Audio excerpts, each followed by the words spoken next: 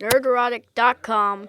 Will the virtue signaling ever end? Well, eventually it will, with the crashing and burning of our franchises and hopefully the crashing and burning of the useless access media. But of course, we have them asking Tom Holland whether or not Peter Parker slash Spider-Man should come out as being gay, because that's the first question anybody should ask when they're promoting Spider-Man Far From Home. That was on my mind. Actually, no, it wasn't. But it's the only gotcha question the access media has left because they've become such shills. It's the only thing they can throw an actor off their guard a little bit and try to create clicks and try to create debate on Twitter. Disney's doing the same damn thing with their casting of Ariel and Little Mermaid. Now, I'm not going to do a separate video on that because I really don't have an emotional attachment to the character. Wasn't a fan of animated musical films, and even when I was a kid, and Little Mermaid came out when I was adult. So, but it plays into this, and it plays into the argument we've been having with Doctor Who for about a year here with the gender swapping of that character. And the only reason this is done is virtue signaling to score political, partisan, woke points, and it alienates half the fandom, but that's what they want to do. They do this deliberately, so it creates a debate on Twitter, and there's a hot one going on right now with Ariel and Little Mermaid, and that's doing exactly what Disney wants. And when the access media asks Tom Holland a question that has nothing to do with this film, that's exactly what they want. But we do need to point this crap out, because as more and more of you every day see through this BS, there's a lot of knuckleheads who don't. IndieWire, Tom Holland open to gay Spider-Man, agrees MCU needs more than just straight white guys.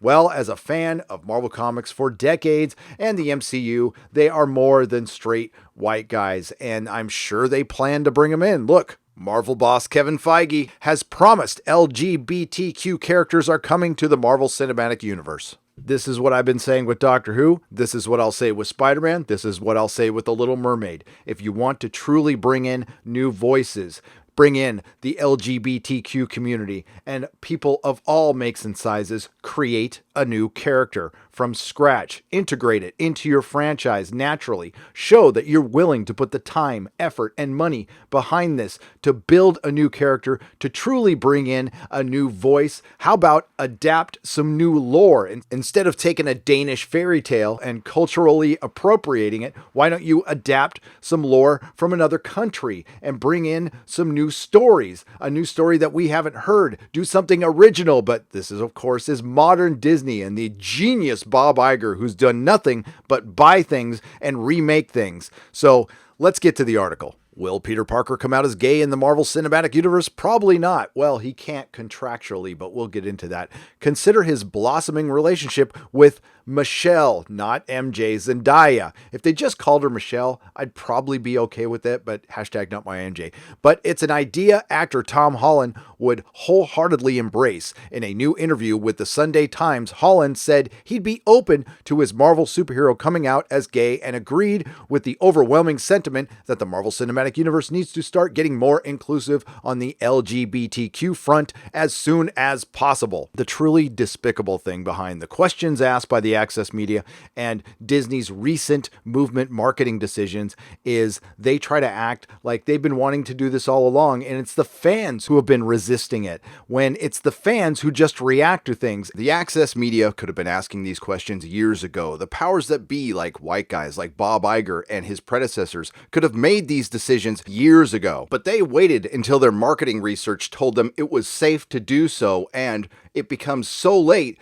they just simply relabel something, and then when we go, hey, that's not the character we grew up with and read and supported for decades, maybe you should create a new one, we get shot with, we're racist. When they make this decision with Little Mermaid, look at the tweets right now, and this is what Disney hopes for. This is what the access media hope for. They create this division, and when we react to it, then we're the bad guys. Yeah, of course, Holland answered when asked if he'd be okay with Spider-Man / Peter Parker being gay. I can't talk about the future of the character because honestly, I don't know and it's out of my hands. But I do know a lot about the future of Marvel, and they are going to be representing lots of different people in the next few years. And that's great. There's a lot of characters within the Marvel universe in the comic side that they can do this and still tell a good story, which is what really everybody wants, but that's not what they're interested in now. They are using these as political partisan platforms, as I've said in many videos, and they don't really care about your cause, but they want to make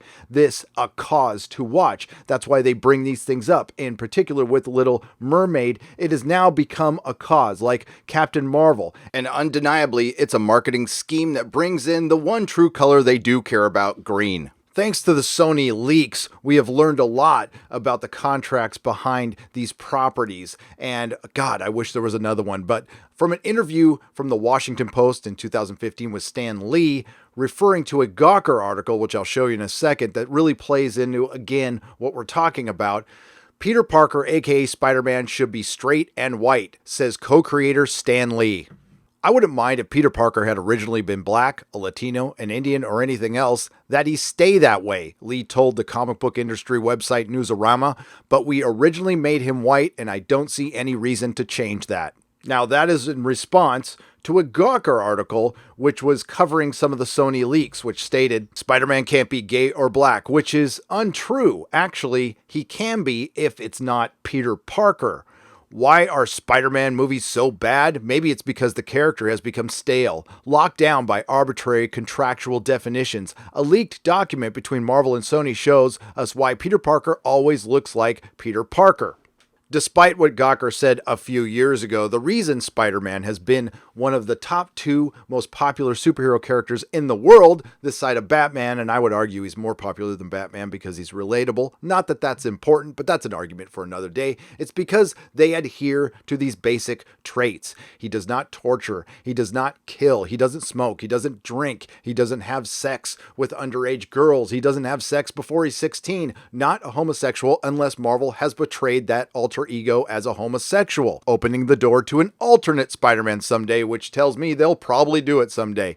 But with Peter Parker, his full name is Peter Benjamin Parker. He is a Caucasian and heterosexual. His parents become absent from his life during his childhood, and so on and so forth. Again, it is my belief that the pandering to the most superficial level with this trend that is race swapping, sexuality swapping, and gender swapping of popular established characters is done by design to create division, to create divisiveness, to create debate, so it can turn this into a cause. Again, it's very clever, but I will give you an example of this backfiring, and we might start seeing more of this. And I will also give you an example of somebody creating a real character from the ground up where this was a massive success. Recently, Iceman was turned gay after decades of being straight. Then they hired a gay writer to write him, Cena Grace. The reason he was hired? Because he was gay, and I think Cena is figuring this out, and he's not too happy about it. Iceman writer Cena Grace describes Marvel employees as cowards. Cena was given 2 chances to write the book, and both times the sales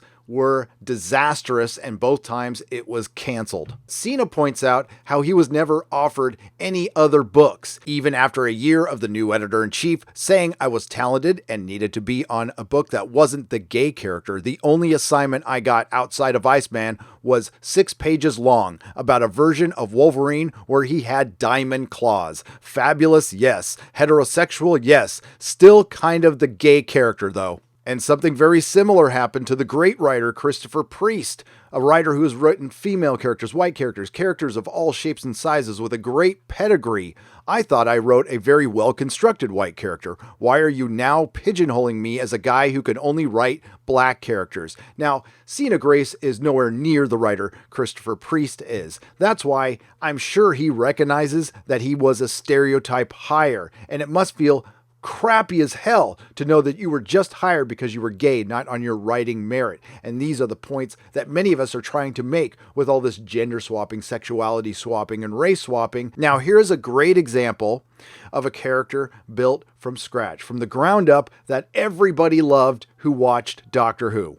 Of course, I'm talking about the original omnisexual, the original pansexual, played by the openly gay John Barrowman, the real Captain Jack Harkness from Doctor Who. Everybody loves Captain Jack, and it was a character built from the ground up. He remains one of the most popular characters of Doctor Who to this day. Why? Because they integrated him into the franchise naturally, made a real human being out of him, and didn't make a big issue about his sexuality. It was just part of his character, and it was done well. It seems that the dying access media is absolutely determined to take fandom out with them with their constant gotcha questions on whether a character should be gay or not, and the constant game of identity politics. But all we have to do is go back to the question asked of Tom Holland about Spider-Man / Peter Parker coming out as gay. What was the motivation behind that? Was that truly to bring awareness to inclusivity, or was it to create a reaction? And it's not like we're out of Spider-Man stories to tell. You have 5 decades worth of stories, some great stories, and they've barely scratched the surface of who Peter Parker really is. And that's why it's good to have other voices asking questions like, hey Disney, what was your true motivation behind the recent casting of Ariel? Was it truly for inclusivity or diversity, or was it to get a reaction? And we know the answer to this, because if they truly believe that, they would, yes, create a new character from the ground up and write a new story. But they won't do that because they really don't think it will succeed. And I hope that sinks in to a lot more people. I know a lot of you are starting to recognize this, and unfortunately, Cena Grace recognized it too late, and he's a little upset, and that's very understandable. Now, I don't have a problem with any form of representation or inclusivity in any of my stories as long as they're good, but I'll be interested to see Marvel's reaction to this, because the question of whether Spider-Man should be gay or not will not go away. You can't unmake the soup on that one, and Batman and Superman will be next, and it will never end. So you know what? Let's make it JK Rowling World. Let's just make everyone gay and call it a day. And no, I didn't mean to rhyme on that one. Everybody have a good day. Please like, share, and subscribe if you like what you heard. If you didn't like what you heard, hey, thanks for listening this long, and may the free folks sing songs of your greatness. Nerderotic.com. Please subscribe.